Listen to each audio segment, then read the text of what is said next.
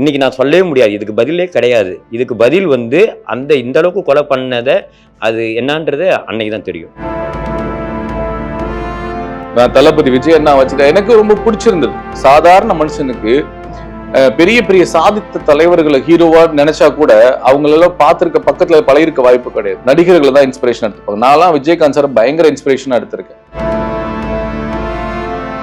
Audio லான்ச்ல நான் அவருக்காக ஒரு பாட்டு பண்ணல, அது இன்னும் கூட எனக்கு மைண்ட்ல ஓடிட்டே இருக்கு. ஃபர்ஸ்ட் தளபதி பார்த்து கை கொடுத்து அது ஸ்டில்லு என்கிட்ட இன்னோட இருக்கு. அதை நான் ஃப்ரேம் போட்டு வச்சிருக்கேன் வீட்டுல. அதுக்கான பரிசு தான் விஜய் அண்ணா என்னை பத்தி பேசுறதா நான் நினைக்கிறேன். இன்னைக்கு தமிழ்நாட்டுல விஜய்னா அது வெறும் பெயர் இல்லை, 1 கோடி மக்களோட உயிர். தமிழ்நாட்டுல 1 கோடி மக்களோட உயிர் நான் சொல்லுவேன். இப்போ அவ்வளவு விஷயம் நடந்தா கூட சைலண்டா இருக்காருல்ல, அவர் பதில் சொல்றாரு, பட் அந்த சைலன்ஸ்க்கு வேண்டாம் ப்ரொமோஷன். சரி, ஓகே, ஏன்னா அது தனியா போதும். சினிமா நம்ம தனியா பேசிக்கலாம், அரசியல் தனியா பேசிக்கலாம்.